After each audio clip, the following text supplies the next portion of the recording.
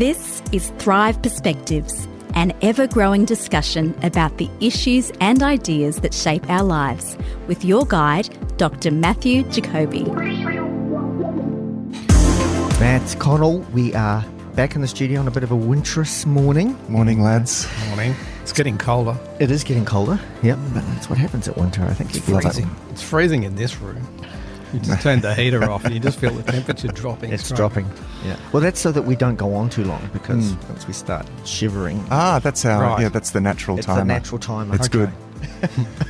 Well, listeners, great to have you back with us as we continue our study and work through a Christian worldview. And we've been, through a heap of topics. We've been sitting here today, actually, just before we started recording, kind of trying to figure out what we have and haven't already talked about to make sure that we're, heading in some direction here. But, there's been so many great topics and great conversations come up.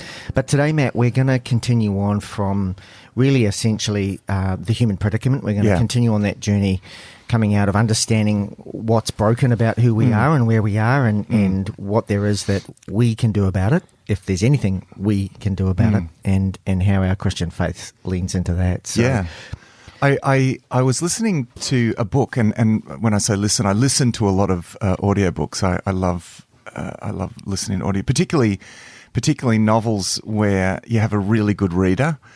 It's a wonderful way to experience a book. But anyway, I listened to a book that I had read before many years ago. It's a book written in the 18th century by Voltaire called Candide. The title is Candide or Optimism, and it's basically a book that just destroys optimism, and it's destroying a particular kind of optimism. This does relate, by the way, guys. So this is what we're going to be doing. No, but it's really interesting. It's just because it's fresh in my mind. It's really interesting because there was a philosopher called Spinoza. It's not Spinoza, Leibniz. I'm getting my philosophers mixed up. I don't know that much about Leibniz, but he had this idea that as a way of kind of defending God, and this practice of sort of defending God in light of the problem of evil is known as theodicy. And it's something that's famously problematic. Like, why do we even need to really defend God? It kind of goes back to the book of Job, where you have Job's friends and they're trying to defend God, basically. And in the end, God sort of says, no, thanks very much, but I don't need your defense, actually. You don't need to actually understand, and nor do you need to convince others that what I do always makes sense. Anyway, Leibniz offers this sort of argument that says, that we live in the best of all possible worlds. And what he means is that this is pretty much as good as it possibly could have been, all things considered, with, human beings having free will and things were bound to go wrong. Pretty much with all of the essentials in there, this is as good as it, could be. And so everything is for the best is kind of the this idea that Voltaire takes on and just rips to pieces. And he's got so much wit and humour and sarcasm, like he's just bitingly sarcastic. And he tells this story of this character Candide, who goes on this journey and all of these things that happen and the people, and it's just one, and he passes through lots of disasters that happened during that, the Lisbon earthquake and the horrific wars and just, a litany of senseless suffering, and completely in this way, but hey, it's all, everything is for the best, right? And it's incredibly sarcastic sort of jab at that idea, because essentially I think, it sounds like he's kind of saying this is an insane world and there's so much gratuitous evil that it's all kind of senseless. And he doesn't really have, there's no sort of light at the end of the tunnel in the book. But it's interesting because one of the things that he also shows is that even those who are better off aren't really better off. The characters, meet with someone that they think is the happiest person in the world, right? And they go And isn't this wonderful garden? Oh no, I don't. No, but all these great books. No, they're all. And he's really bored of everything. He just and he feels that everything could be better than it is, and he's got this discontentment, and so it's this kind of scenario. Anyway, in one part of the book, they discover this place in somewhere in South America, this El Dorado, the sort of famed kind of utopia, this hemmed in by mountains that no one can get to. But they discover the perfect civilization, right? And it's like everyone is. The kids are playing with diamonds, chucking diamonds. It's really, it's a fanciful story, but he's exercising an idea anyway. So they come there. And everyone is just so happy, and it's just this perfect sort of heavenly state, right? But the characters, Candide and it's his servant with him. Right. You'd think, well, they would stay there, right? But they are thinking, but if we take just a fraction of this wealth, right, we could go back home and be so much wealthy, you know what I mean, and have so much power compared to the other people around it. And they just can't resist the temptation to not live in that land, to take that wealth and to go out, right, because that would make them, by comparison, feel really good and wealthy and powerful. And so, in the story, they take the wealth and they go, and of course they lose it, and they get robbed by pirates. That's all these terrible things happen. And in the end, they end up with nothing, and they're thinking, why did we leave that place? And it's almost this kind of Garden of Eden sort of scenario where they leave the garden because they're reaching for this kind of power. Anyway, it's a short novel, but it's a real jab at any sense of kind of worldly optimism. Now it's also, and Voltaire was a sort of famous skeptic, so it's a bit of a jab at any defense of, how can now. And I think what we've done in these episodes has shown, actually, no, it is really bad, actually. And the real badness is a result of the choices that an empowered humanity made, and the dominoes fell. Yeah. And could you say, even with that story, that even if we could build for ourselves the world that we thought we wanted, or could even, like kindle, pieces of that in our world, that we just end up immediately corrupting it. We would anyway. Absolutely. We would. Well, that reminds me of another novel by Dostoevsky called "The Dream of a Ridiculous Man," right? Where a man who loses all hope, in this world, has this. He's about to do away with himself, but he procrastinates. He falls asleep, and he goes to a replica, like a copy of Planet Earth that hasn't experienced the fall. And the first thing is that he describes what that would have been. It's this amazing state of harmony and people loving one another. It's actually beautiful imaginative picture of what a perfect world could look like. And I think I referred to this in a previous episode. But it's interesting what happens, and this is what perhaps I didn't mention in a previous episode. If in fact I did mention that book, but I don't think you did actually. But that's okay. Yeah. Oh well, it's interesting because he suggests that they had a knowledge that's higher than our scientific knowledge, because we think of scientific knowledge as the greatest kind of knowledge. Yeah. But in a sense, he sees it as a compensation for something that we lost at the fall, right? Okay. Because he says there's this kind of relational knowledge, this sense of knowing nature and harmony with nature. And, this harmony, in a sense, gave us the answers that we needed to all of our needs. And so we didn't need science. We didn't need this sort of interventionist or science as trying to control nature, because we were in harmony with it. Anyway, but the point is, he describes this higher knowledge. Anyway, that's an interesting idea there, the idea that there is actually a higher form of knowledge. But anyway, in the story, he goes there, he loves this, but you can guess what happens. He actually corrupts that perfect earth. Yep. And there's something about human nature that we will, the more that we're given, we have a way of corrupting that. I think, I think of, we were discussing situations earlier, Stu, with, political leaders who do really well and therefore, are entrusted with more and more trust of their population, but then abuse that and become so powerful. And it's almost like there's a point at which political leaders, when they become so powerful, this demonic thing happens, and they become insanely maniacal, and it just happens again and again and again. It's been repeated through history, where someone starts really well and they start for the right reasons and serving the people, but then they accrue so much power and it drives them crazy. We want to be God.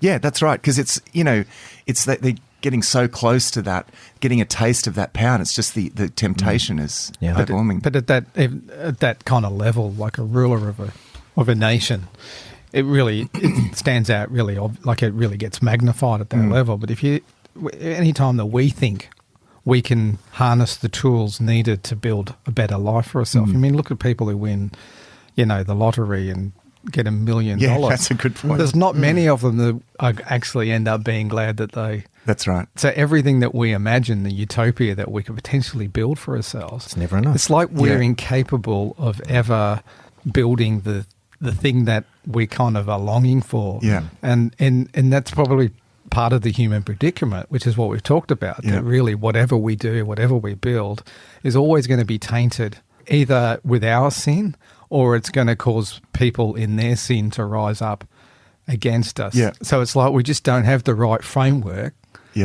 to work within to allow any kind of utopia, if you want to stick with that word for now, but for us to actually build that in society. Yeah. And, I think last time we talked about why doesn't God intervene? Why doesn't he fix this problem up? This isn't fair. If you actually stand back and look at it, the whole of life, the whole of the society, the whole of the world that we've got is incapable, even if God intervenes in situations, it's not going to fix any problem because it's only a temporal thing. And the natural tendency will be for it to almost immediately fall back into the same problems and the same. Yeah, exactly. It's not until we actually face the whole thing needs to be redeemed, really. Yeah, that's right. Yeah.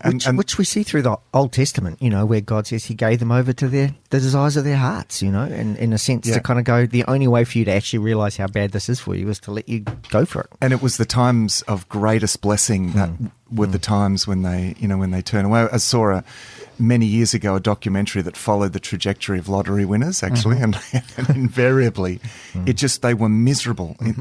I know it's difficult to imagine because we think, oh man, that'd be. It's difficult for us to imagine that not being an amazing thing, and surely I would, but I'd be fine. But right.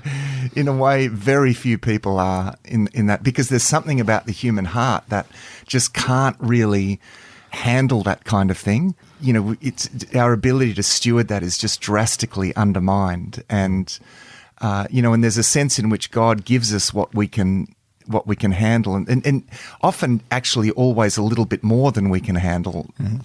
Well, we're constantly sort of keeping up with that. But it's an interesting, that this question of the human heart really is the thing that undermines everything, really. And this is where, redemption is this inside out thing. It's not about the right political structures, because human nature will undermine every political structure there. It will undermine. It doesn't matter, the most perfect political structure will always be undermined by human nature. And I think we've seen that in history, and we still see it in our time. You know, I think that underscores something really important. We want to talk about God's plan of redemption. The biblical worldview has this wonderful optimism, the right kind of optimism to it. We're looking at and we're participating in what God is doing about things, and that, that process is at work in us, it's at work in the world, and we're looking forward to a redemption, not just of humanity, but the whole world. And so there is this optimism, this hope, right? Hope is, I guess, the source of joy, as we said in previous episode. It is the source of joy in the New Testament. But in order to connect with that, the joy of that hope, we need to wrest ourselves away from the false hopes. False optimism has to be dashed in order for us to have hope and the right kind of optimism. And the kind of optimism that seems ubiquitous to me, particularly in our culture, is an optimism that says, we'll sort out our own problems. We've got the technology. Human beings will adapt. Yes, the climate's, going awry, but we'll come up with solutions. And this is the optimism of, that Steven Pinker, the philosopher Steven Pinker, articulates in his book Enlightenment Now. Where he's basically saying, we will sort all these problems out. We've got the wherewithal to do this. We will adapt. Technology will adapt. And so there's this kind of optimism. Now, it's interesting because another intellectual, Jewish intellectual, Yuval Noah Harari, says the same thing, but he sees problems with that, right? Because he says, that the more our technology grows, the more we have to find ways of adapting to that. I think he's a bit more realistic about human nature. He's not quite as optimistic about human nature. He talks about the whole project of extending life, right? Which is the Gilgamesh project or something like that. Yeah. He says, so let's say another 10 or 20 years gets added to the human lifespan, and he outlines all of the problems that would cause. There's a point where I think we are able to solve most of our problems. Probably most is probably a bit of an exaggeration, but certainly a lot of big problems that we are able to solve. But I think what you're saying there is the solution itself becomes a problem. Yeah, that's right. And there's an exponential for probably the first part of history, maybe up until now, we've been able to outrun the problems of our solutions. That's a good way to put it. We've outrun the problems. But the solutions themselves are actually going to become a problem in themselves, and that will start to overtake us, and then we end up not just dealing with the problems, but we end up dealing with the problems from the solutions that we've created, and it starts to compound itself into even more chaos. Which is very true, Yeah, and I was going to say, and even on top of that, outside of solutions, there are many things that we think are fine now, but we will discover and have discovered, if you look in history, way further down the track as, that wasn't such a good idea. But at the time, it seemed perfectly fine because of our limited knowledge at that particular point in time. And so now we go back and try to undo a whole lot of stuff. And as you say, we're chasing our tail 9 times out of 10, Take our lifestyle, for example. Exactly. And this is this sense of false security that we have because we enjoy, in our context at least, a very comfortable lifestyle.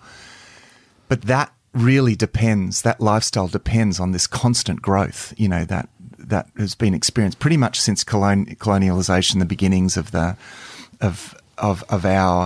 that kind of economic growth, and that sort of built the British Empire and built the whole economic system. And not that I'm going to say much about that, but it's interesting because there's so much I've read so much critique, which I'm not going to try to describe because economics is such a complicated subject. But one of the things that is often pointed out is that this kind of growth, that our whole culture depends on growth, right? And because if there's no growth, if there's no economic growth, what happens to our superannuation? I've got superannuation that grows like a certain percent every year. So let's just take that, right? How is that possible, right? Well, it's possible. Is possible by, in a sense, us outrunning our problems to some extent. We continually expand and exploit and, pull stuff out of the earth, and and you've got, but there's a point they're saying at which that growth is going to be completely unsustainable. I mean, the world has only got so much resource and only so much space. I think there's 2 levels of growth there. One of them is we're populating the earth, and I don't see that stopping anytime soon. So our population is going to keep expanding. So naturally, the economy has to grow in order to support an ever expanding population. So there's that, and then there's the growth that sits on top of that, which is our own greed, which is in a sense where it really comes out of our nature, which is to hoard and to take more for ourselves and to take off other people, to protect our future. Yeah. You know, we want to secure our future, so we take more than we need and we hoard it, and we want to pursue more pleasure and try to have the resources to defeat pain. Yeah. And so we've got this propensity to keep pursuing, taking a lot more than what we actually need. And so I think there's some level of growth that's necessary, and then above and beyond that were the problems.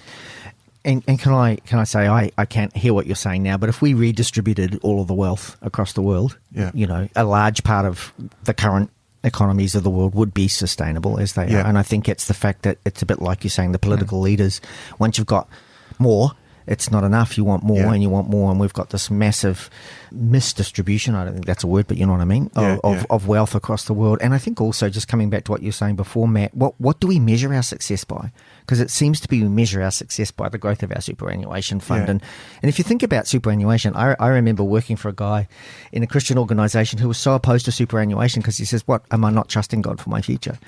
Now, it's kind of like I'm going, I think that's a bit irresponsible. But at the same time, you know, we are in many ways trying to look out for ourselves rather than relying. If you think about the ancient world, how much they simply relied on God for everything. Yeah, it's finding that balance, isn't it? It is, and I think that there's I mean, that's another topic. Yeah, it is. I mean, there's a wisdom, there's a proverb that talks about storing up in the summer, storing up stuff for the winter and whatever. Even a generation ago, and you know, we hear a lot about this. I mean, people were happy to live in houses where as kids you shared rooms, but now almost everyone feels like it's really their right. And if all my kids don't have rooms with en suites and walk-in wardrobes, then somehow they're really deprived, you know. And if they haven't all got an iPhone and AirPods, and suddenly there's a sense that they're really deprived. I mean, honestly. And so we're building these houses that absolutely palatial, you know, and everyone feels like that's what they're owed in a way. Well, and I think it's also about significance. I think it's also about people wanting to be, I want to have a bigger house or at least the same size house as all my neighbours or my friends, or there's this constant comparative kind of... Feel successful. Yeah, to feel people successful. People want to feel successful. Yeah. And that's based on their, comparative significance to others, you know.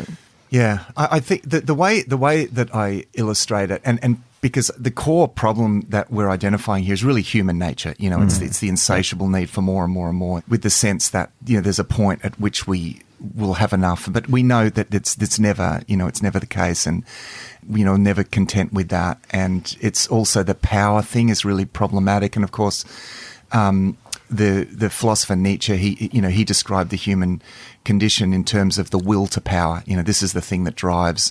Now, he wanted to affirm that, and so we just need to accept that, and that's the way that it is, and allow that its full reign. As Christians, we would see that as sort of heart of the sinful nature in a way. It's that God complex. Now, because of that human nature, essentially, and civilization really is, we talked in an earlier episode about, the building of cities initially, and the hoarding of resources, and this is mine and that's yours, and all of that sort of way of thinking, gets built up. And so our civilization in some ways has these foundations, the mine and yours, and I've got to have more than you. We've got to compare ourselves to each other. And it's a kind of, there's a real selfishness, and that, this what's become a natural human selfishness and greed and whatever. And that's not discounting, elements of altruism and whatever, but essentially then our civilization is something like a building that, in some countries, they keep building other stories on buildings that weren't meant to have those stories. It's like we're building this building on this foundation that's just really compromised. But progress, to me, the myth of progress is that we just keep building better stories at the top, and it's like they're heavier and there's more, and we're, and then cracks appear in the walls because the foundation keeps moving, and so we get better at stopping up the cracks, you know what I mean? And we've got more powerful ways of sort of hiding the problem. But actually the whole thing, we can build better stories, but the whole thing is undermined by this foundation that's just bad, and that's human nature. Yeah.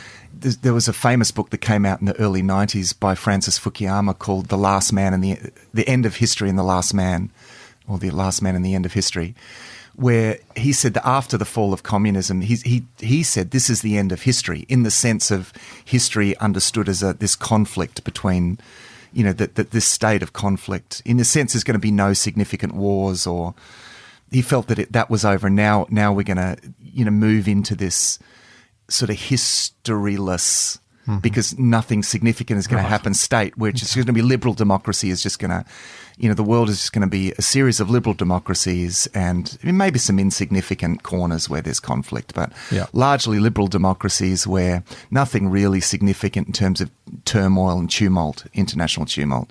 That's all over now. Well, it's interesting because that was in the early 90s. So he was declaring the end of history. It certainly feels like now that we're far from that, and we're feeling that vulnerability again. And so what we thought was, we're finally, the building's fixed.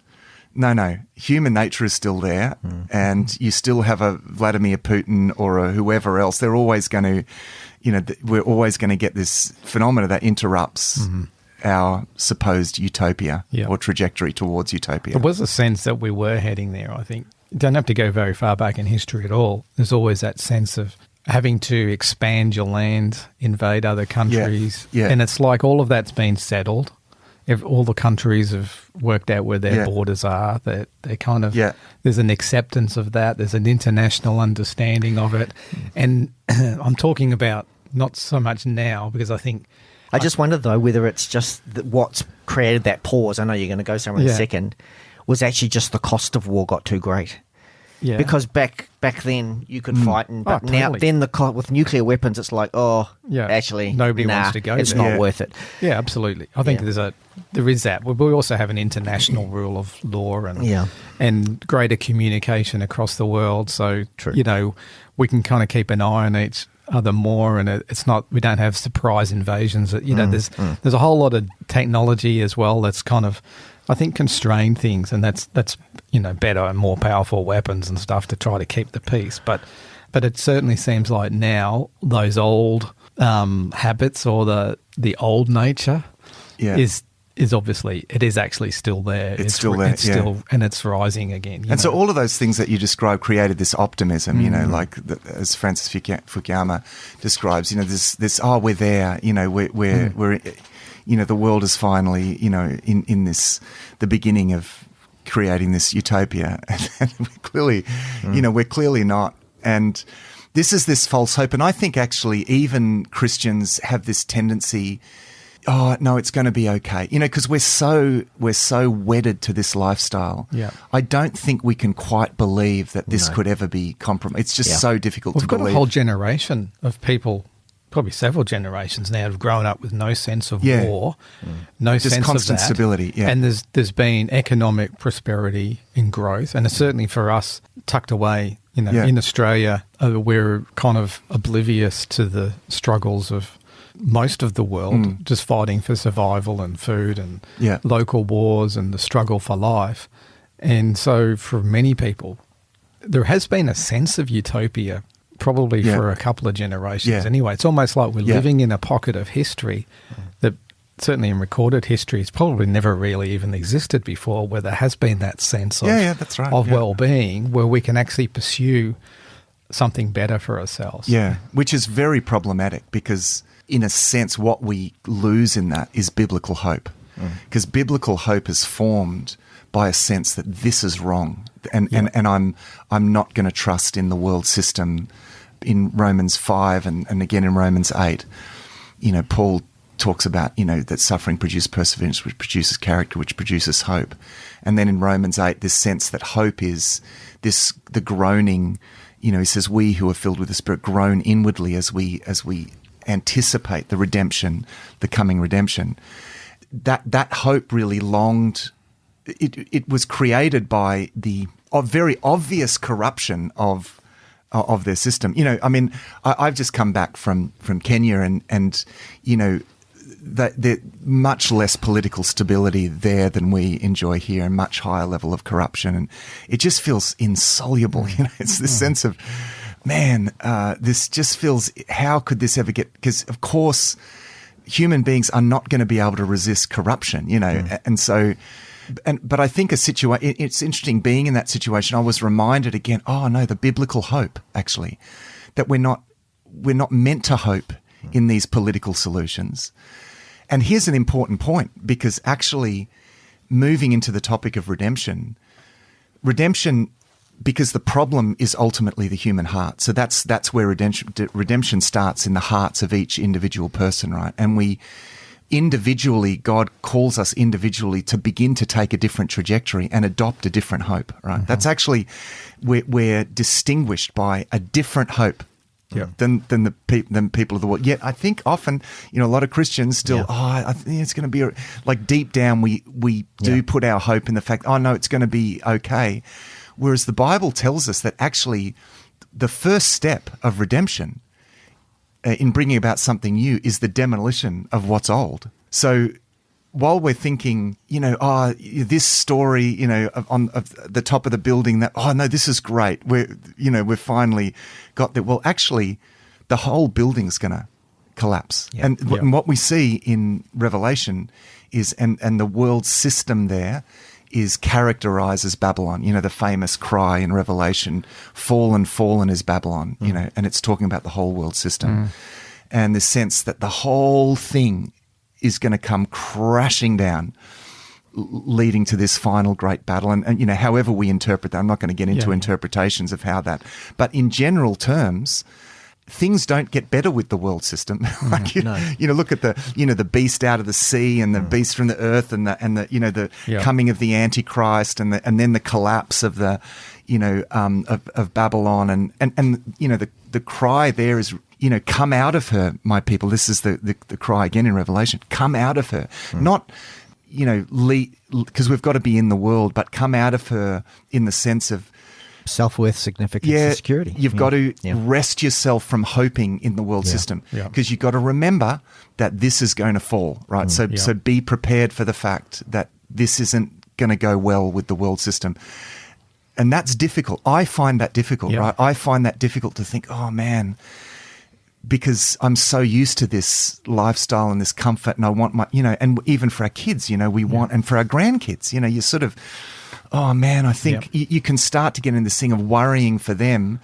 Are they going to face difficult times ahead? Well, at some time in the future, absolutely, we're going to move into a time of, tribulation, essentially. And, in very general terms, things will heat up. But again, this brings me back. But what is it that I want most for my children? I want them to have the right hope. I want them to hope in the right thing. Yeah. And life is about purpose, and we're just got to remember that, right? This is a war zone. Life is about purpose. We're here for a moment. It's the old illustration. We got dropped off in a helicopter. We're on mission. We're going to be picked up on the other side. I lose that because, I have to remind myself of that, because it's so easy to lose. It's unnatural to us. I think what comes naturally is hope in the world system, in the world, because that's what we see and live in. It's what we experience every moment of the day. And the natural thing for us is to be part of the problem within the world system as well. So, like, you can get the theory.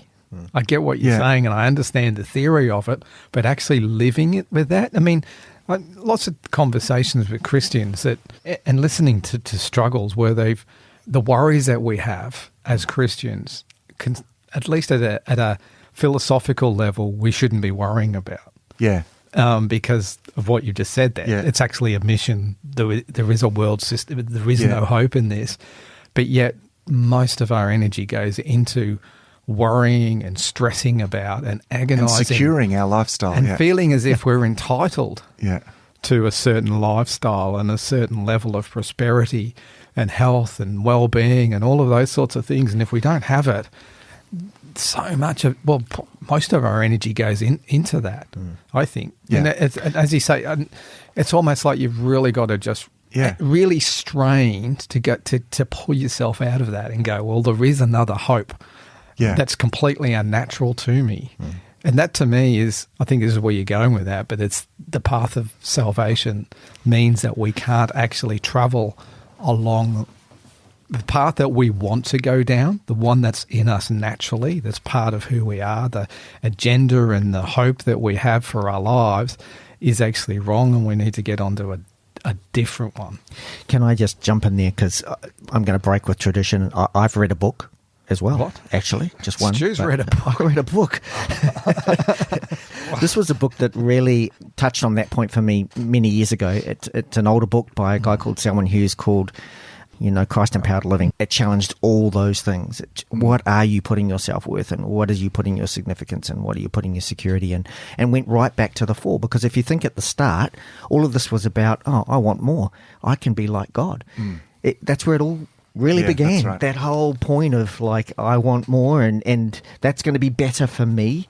And that book really challenged my thinking around a whole lot of that kind of, where is my self-worth and my security and my significance. And and this is where Paul talks about us being saved by our hope. It helps us to understand, how are we saved by hope? And basically what he's saying is that hope is longing for what God is bringing about, and hope is created by the sense that this is wrong, right? The stronger sense. The more you feel the groaning, he talks about, and we ourselves who have the first fruits of the Spirit groan inwardly along with creation. So all of creation groans. This is Romans chapter 8. All of creation groans, and we ourselves groan inwardly, we who have the first fruits of the Spirit. So having the Spirit of God, yes, there's, because we associate that with joy, right? And yes, there is, because Paul says, and we rejoice in our hope, right? Yeah. But hope comes from the groaning, which he says, he identifies that groaning with hope subsequent to that. So it's the creation, getting in touch with that sense of the brokenness of the world, and in a sense the hopelessness of the world. The more we encounter that, and the more we feel the pain of that, the more actually that can translate actually into hope in the right thing. Because it starts to wear us down. Well, bit, doesn't it? Well, the false hope gets dashed. And the best thing that can happen to false hopes is that they get dashed, right? But that's like the wearing down. It's like going, well, I just can't achieve what I thought I could achieve, and it's just exhausting, and it's just, you start to give up on that hope. Yeah. For as long as that burns, you think, I can get there, you'll keep racing towards it. There's almost a point where you're going to go, it's slipping away further and further from me, and sort of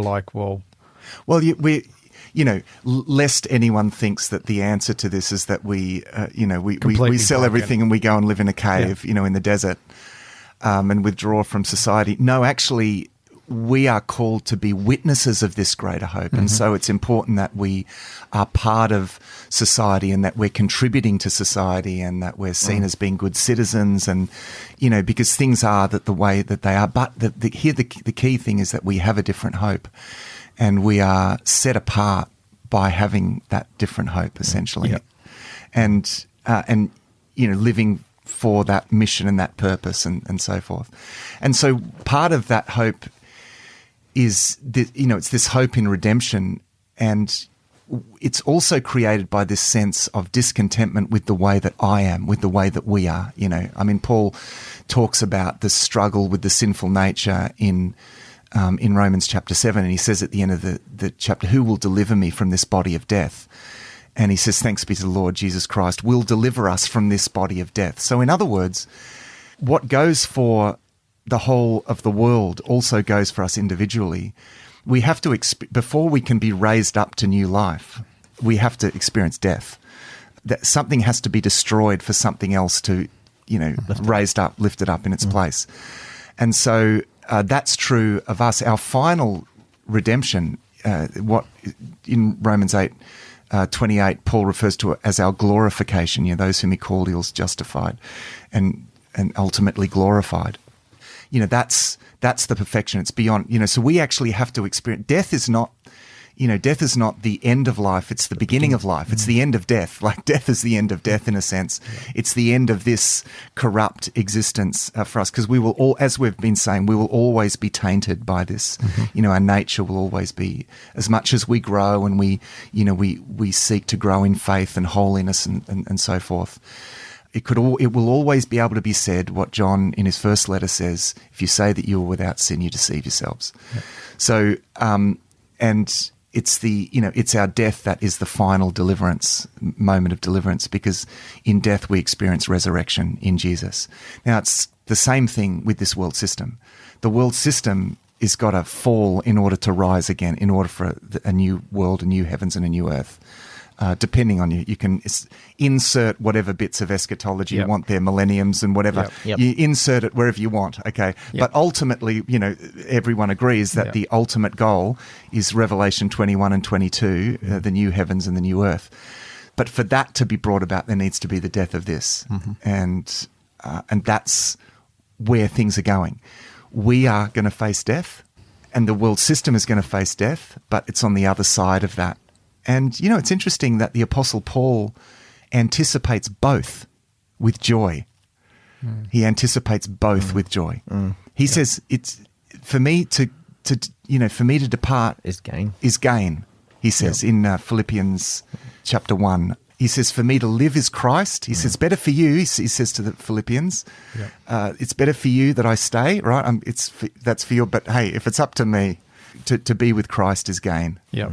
Which is what our heart should be, really. And it's easy to say, because I totally get what you're saying, Connell. We're so conditioned to the way the world works. But that should be our way of living. It's like we're actually left here once we've made a decision for Christ because we can make a difference in the world. It's better for the world that we're here, the people around us, the people of our influence. That's why we're left here. That's right. That's why we need to be here. That's right. Otherwise, if it was just about getting to eternity, why wouldn't God just take us to eternity the minute we're saved? It's like because He actually wants us to make a difference in the world. Because there is a sense in this, and as you're talking, I'm immediately thinking about, as soon as you focus on it's all going to fall, all of this is going to be wiped away.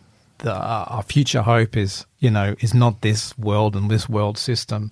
It's all going to crumble. And so you could take a response that says, well, all of this doesn't really matter what's happening now. My mind, the way that I live, the way that I think is all about, this world's already gone, finished with. I've only got a heavenly focus for the future. I see where you're going here. And I know plenty of people who have got that. So might as well make hay while the sun shines as well. Well, that's what but they become so focused and so obsessed with that. It's as if this life has no relevance anymore. And they almost detach themselves from it. Yeah. Completely. There is that mission and there is that singular. But I think what we also want to do is go, that's part of it, but we've also got to live here and we've got to shine the hope exactly. to other people. And I think it can become easy to disengage from that and actually not be that hope anymore and just live for ourselves for the future. The fact that you almost give up on the world as it is, the life that you've got, you can kind of detach from that. So we need to because the question might then someone might raise the question, okay, so it's no use trying to do anything about climate change or we'll just fill the world with rubbish and chuck things into the sea and pump chemicals in, because it doesn't really matter. And actually, the sooner we get there, the better, really. Whereas actually, no, part of our mission is actually being the best version of humanity that we can be and that God has called us to be. And so demonstrating a better humanity involves actually living more responsibly, living more respectfully, because the earth was created as God's temple where God would live in harmony with his people. And so we've got to start to actually demonstrate that level of respect because again, let's just get our kind of theology of redemption right here. Redemption doesn't mean an end of the space-time universe. That was the Platonic version of redemption where all physicality is destroyed and we float around in the heavens. What you find in Scripture is a renewal of the earth. This purging, everything's will be burnt up. He talks about heavens and the earth, actually the heavenly realms and the earth. Now that doesn't mean you're going to get rid of them. It signifies this kind of radical purging and complete renewal. And so, like I said, in the Garden of Eden, you get this sense that heaven and earth are one and the same, or that earth is, in some sense, perhaps, a physical facet of heaven, or something like that. And you get the same in Revelation. You get that reunification of all things. And so you have this picture of this wonderful new heavenly earth. with human beings living in these perfect resurrected bodies. And so that's the goal. It's a very much an embodied goal. So we need to live in the world now as human beings restored to God with the right kind of hope, recognizing that, that God is going to bring about this radical transformation of the earth. In the meantime, we need to actually live in the present. We have a taste of the future in the present. So the future is in the present, in a sense. We're in eternity now. Yeah, that's right. We stepped into eternal life now. That's right. We're already in there. So we're already citizens of that future. And the problem is the sense of we can focus on we're not in it now, but it's coming. So our hope is so far off in the future that we kind of disengage from the now. But in terms of our salvation, it started from the moment that we accepted Christ. We stepped into eternity at that point. We're in it. Well, it's not in its fullness. We're now walking in it in parallel, and in a way, it's almost like we're walking in a parallel kind of dimension almost to the reality that's going on around us. Yeah, we have to sort of walk in a sort of it's not another dimension, but you know what I mean? Absolutely. It's kind of another layer that God's calling us to walk in now. Yeah, not in right. the future, but now. That's right. Here's just a way of illustrating this, and we'll wind up in a moment. It's something like redemption. The way it's pictured in the scripture is because it's ultimately about who's in charge. It's Jesus becoming Lord over all the earth. It's the reestablishing of humanity's relationship with God, and therefore humanity's relationship with each other, and then perfect harmony on earth. Right. That's the scope of redemption is encompasses everything in the world. But it's depicted as a kind of radical regime change, like radical. I mean, Paul talks about principalities and powers in the heavenly realms. And, so imagine, say, France during the Second World War when it was under Nazi rule, right? It was still France, but it was a kind of province of Nazi Germany. It was ruled by Nazi Germany. And so in some senses unrecognizable. The system was sort of unrecognizable as to what it was before. And in a way, it's a little bit like that, because as I look out upon the world, I see so much of the beauty of God's creation and so much to celebrate. There is so much goodness. There is so much beauty in the world. It's not all, and this is the thing, we're not looking at the world thinking, this is all, it's all pessimism. No, because actually we see the beauty of God's creation. We see reflections of that beauty in people and in music and art, and there's so much glory, right? There's so much glory here, and yet it's under the wrong regime. That's the problem. Still the beauty of Paris but it's all under the wrong regime. It's got like Nazi flags hanging up on everything, and what the way it's depicted is there is going to be this radical regime change that is going to radically affect everything, And I think that's a good way because it speaks to a sense of continuity as well. So we're like the rebellion, we're like the underground, because we are actually working for what is going to be when this regime, this world system regime falls. Yeah. We're already preparing ourselves for the future now, as the French resistance was doing, and they've got I know that's just an illustration, but actually we do have to live in that reality. Let's not join with the wrong system. Do not love the world, John says. Don't get caught up in the things of this world. Remember that you are the citizens of a future reality, of a future kingdom of God, and live accordingly. Be that gentle, loving, gracious resistance that draws other people into that as well. It's that ability to live the future life in the present. Thanks for joining us for this episode of Thrive Perspectives. Our hope is that these discussions will challenge you to look at life from a new perspective. You'll find all our resources at the Thrive Today website, thrivetoday.tv.